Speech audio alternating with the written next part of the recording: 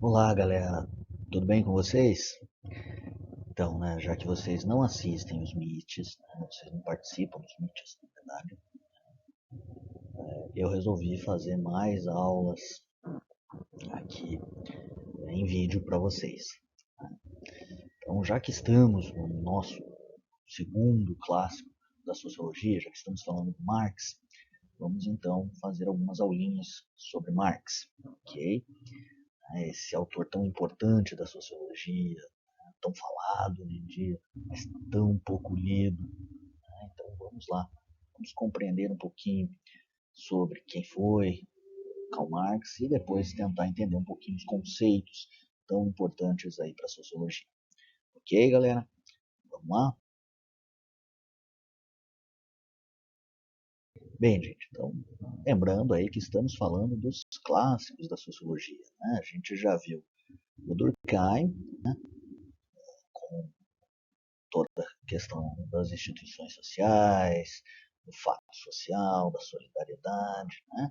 E agora estamos com Karl Marx. Uma grande diferença do Karl Marx para o Durkheim é que enquanto o Durkheim estava muito preocupado em tornar a sociologia uma disciplina científica, né, uma ciência, o Marx, muito pelo contrário, né, a ideia dele é estudar o mundo, mas transformar o mundo. Né?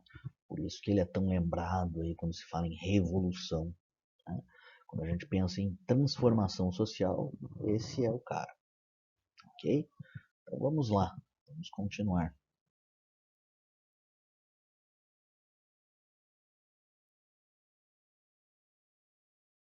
E aí, né, como os nossos sociólogos, temos aí os vingadores sociólogos aí, tivemos o Durkheim, né, o doutor Durkheim, e agora temos o incrível Marx, ok? Lembrando, são figurinhas tiradas da página do Facebook Sociologia Ilustrada, tá? Para quem quiser, no final dos slides tem os links aí.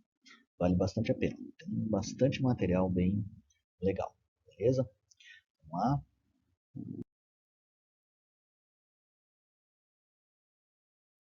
E aí, então, as principais obras do Marx, né? O Marx vai escrever muito, gente, muito, muito, muito. Tem muita coisa dele, muito livro produzido. Né? Foi um grande intelectual.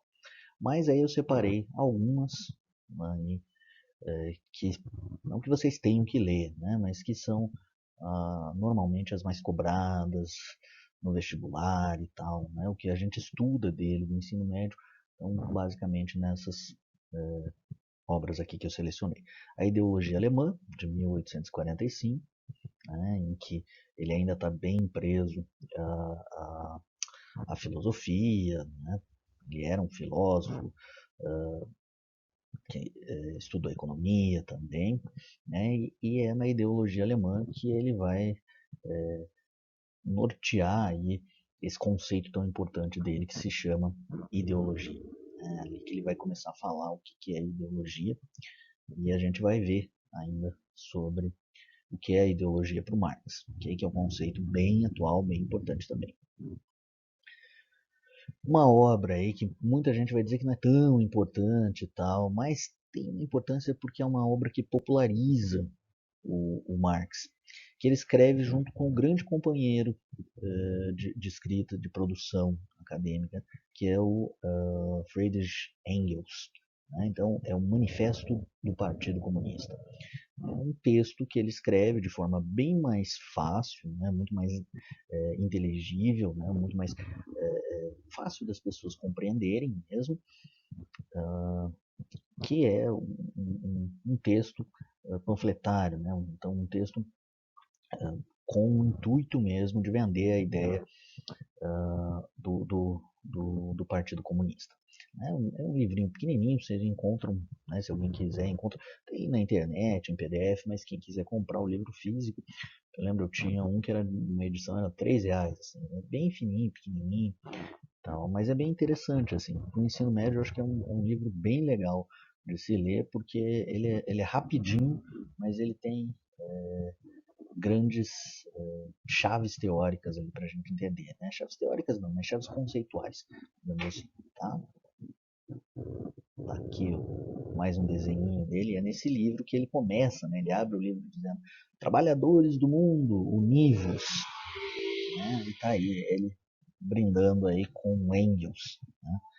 Aqui o Marx, aqui o Engels, ok? E o grande, né, a grande obra mesmo do Marx é o Capital, tem 4 volumes, tá? Normalmente a gente lê um, né? Não é todo mundo que lê nenhum, né? Mas o Capital tem 4 volumes, né?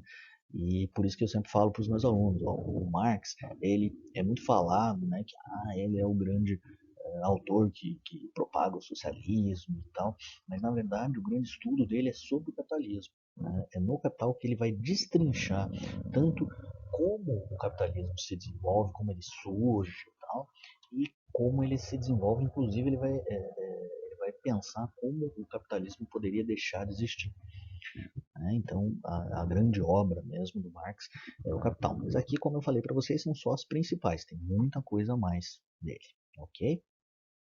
Vamos lá.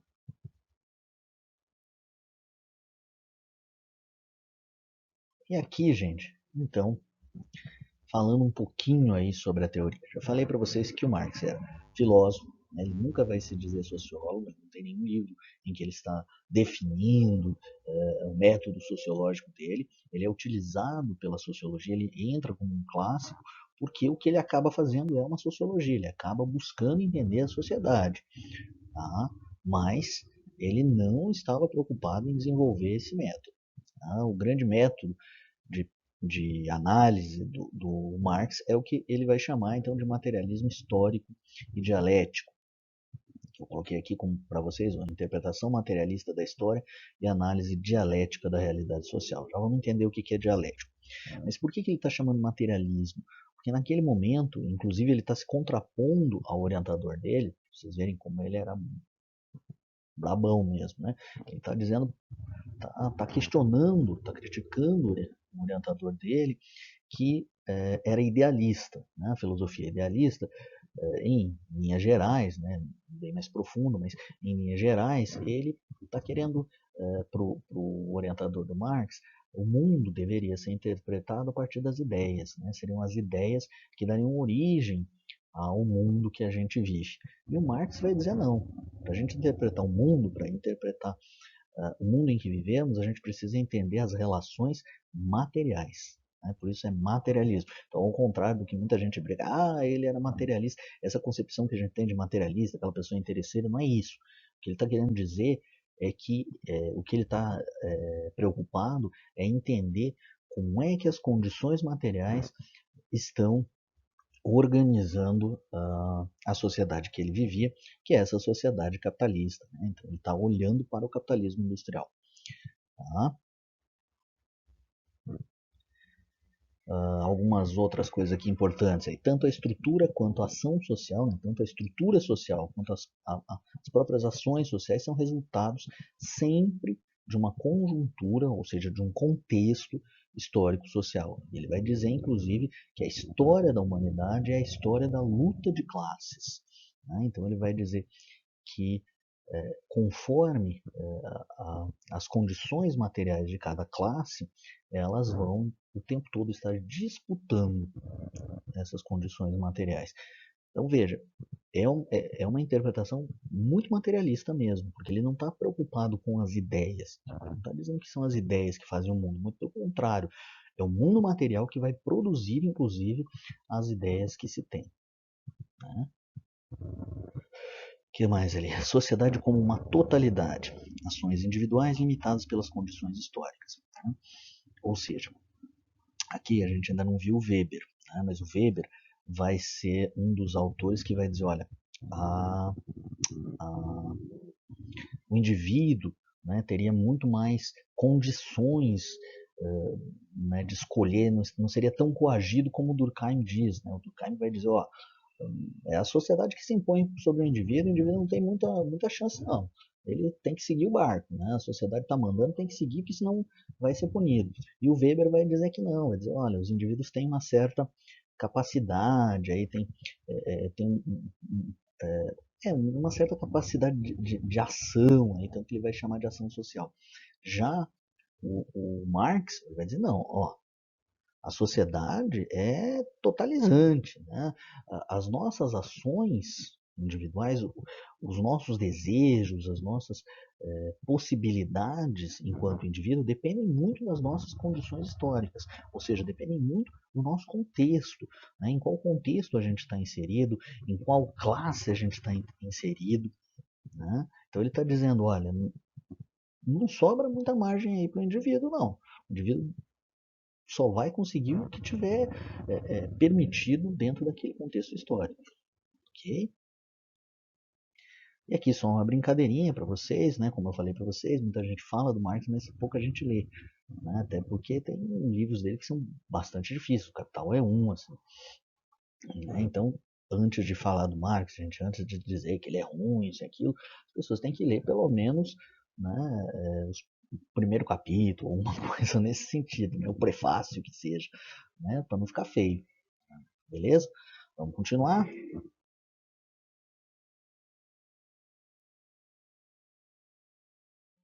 Bem, galera, então chegamos aí na dialética, né? Então a gente viu que ele é materialista histórico, né? Que dá importância a, ao contexto histórico, né? Em que momento histórico se está, para definir como que as pessoas podem ou não conseguir o que querem e tal.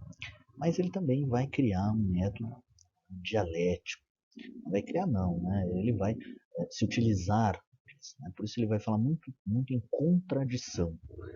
Né? Então, para entender dialética, gente, eu acho que não tem nada melhor do que esse quadrinho aqui. Olha só, vamos ler junto e a gente já entende melhor.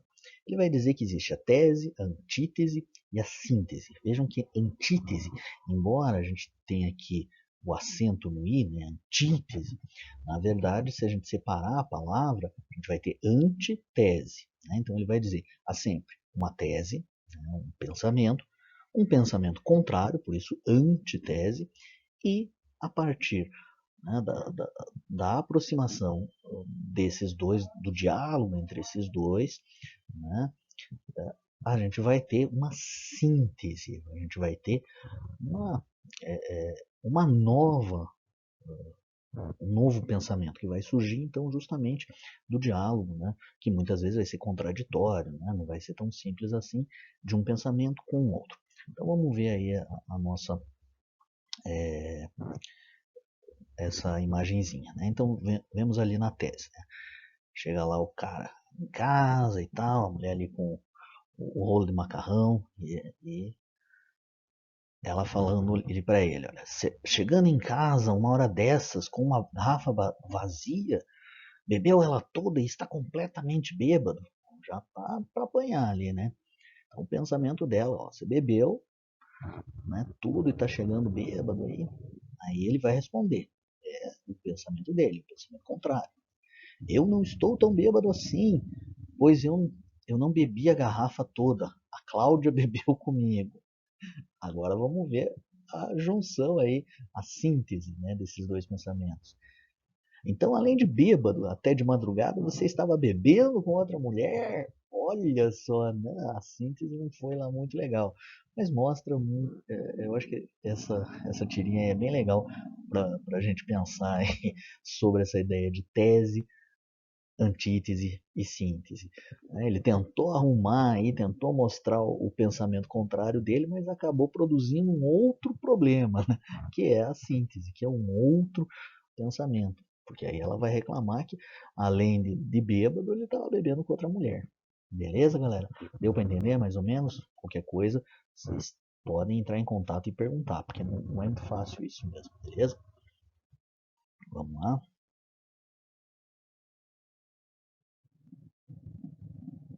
E aí, gente, como eu falei para vocês, o Marx vai dizer que a história da humanidade se faz a partir da história da luta de classes. Né? Então, classes sociais é um conceito que, embora ele não tenha definido exatamente o que era para ele, é um conceito fundamental para entender. Né? Então, para que a gente entenda o que ele está falando em condições materiais, a gente tem que entender que ele está dividindo a sociedade, ele está pensando numa sociedade capitalista, tá? Em duas classes, ok? A burguesia e o proletariado. Já vamos entender melhor. Tá? Então está aí a frase, história da sociedade, história da luta de classes. Então ele vai dizer que a posição de cada pessoa em relação à sociedade, né, a sua posição social, está sempre relacionada a você ter ou não os meios de produção. Mas o que são essas histórias de meios de produção, professor? Olha, meio de produção, gente, por exemplo, eu sou um fazendeiro. Né, então eu tenho a fazenda, que é um dos meios de produção, é o que, né, o próprio nome fala, meio, né, então os instrumentos da produção. Eu tenho os meios de produzir alguma coisa. Então eu sou o dono da fazenda, eu tenho uma fazenda que pode produzir. E aí, por exemplo, se eu tenho uma fazenda de gado, eu tenho os gados, né, tenho os animais, que são também meios de produção, porque é através deles que eu vou produzir. Ou eu produzo, tenho uma fazenda lá de agricultura, de soja, por exemplo. Então eu tenho as sementes, né, além da terra e tal, eu tenho o trator para fazer tudo isso, são os meios de produção. Né? A mesma coisa se eu tenho um empresário, um dono um industrial, ele tem a indústria, que são os meios, né, que é um dos meios de produção. Nessa indústria vai ter todos os aparelhos e tal, tudo isso são os meios de produção. Né? Então, quem detém, quem é dono dos meios de produção, vai fazer parte de uma classe. Quem não tem os meios de produção vai fazer parte de outra classe. Ok, vamos lá. E aí, então, ele vai dividir duas classes. Burguesia, que são os donos dos meios de produção, então na área rural, os fazendeiros e tal, e na área urbana, os grandes industriais, né, que são donos das indústrias ou do comércio, né, que são donos dos meios de produção. E o proletariado, que na verdade são o quê? Os trabalhadores. Os trabalhadores têm os meios de produção? Não. Então o que sobra para os trabalhadores? Só sobra trabalhar, só sobra sobreviver fazendo o quê? Vendendo a sua força de trabalho, vendendo a sua capacidade de trabalhar e produzir o quê? Lucro. Para quem? Para a burguesia. E aí é por isso que ele vai dizer que essas duas classes vão viver em pé de guerra. Vão brigar sempre, vão estar sempre lutando entre elas, tá? E aí, só para ficar mais fácil aí para vocês entenderem que um quadrinho, né, mostrando aí bem essa cisão, essa separação entre essas duas classes, né, de um lado aí o cara todo endinheirado e tal, que é o burguês, e do outro lado os, os trabalhadores. Né? Outra coisa importante para a gente entender quando está falando em classes sociais, né? A propriedade privada é um direito inviolável na sociedade capitalista. Então, se você é dono de alguma coisa, inclusive dos meios de produção, para o capitalismo, esse seu direito a ser proprietário, a ser dono, é um direito inviolável, ou seja, um direito que não pode ser violado, um direito que não pode ser perdido, não pode ser atacado. Né?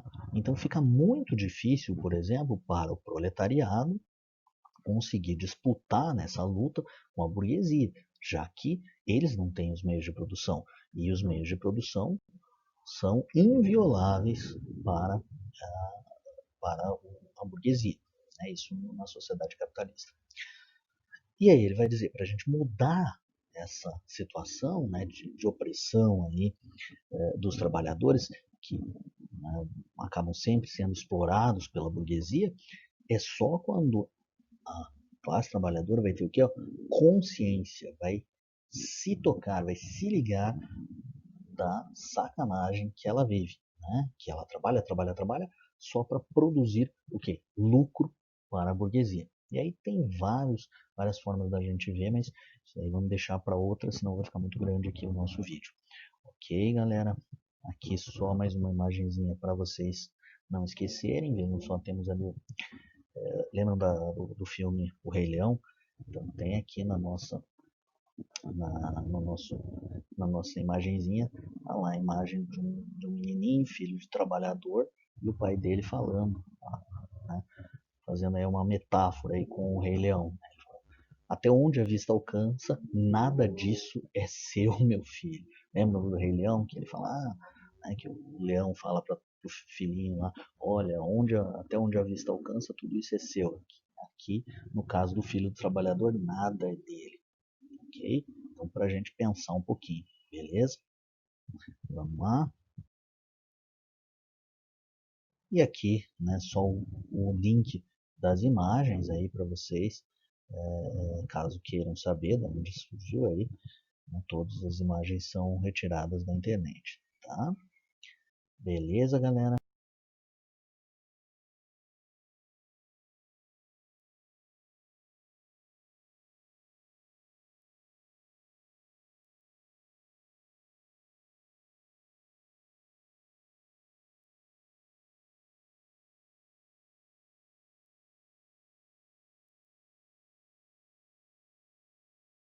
E aqui então, gente, até a próxima aula. Vimos aí um pouquinho do Marx, viram que tem bastante coisa, né? Por isso a aula fica um pouquinho mais extensa, mas aguardo vocês aí, se tiverem dúvidas, vão conversando com que a gente vai se entendendo e vai tentando aprender um pouquinho desse cara tão sensacional que é o Marx. Eu particularmente gosto bastante dele, até porque ele é taurino como eu.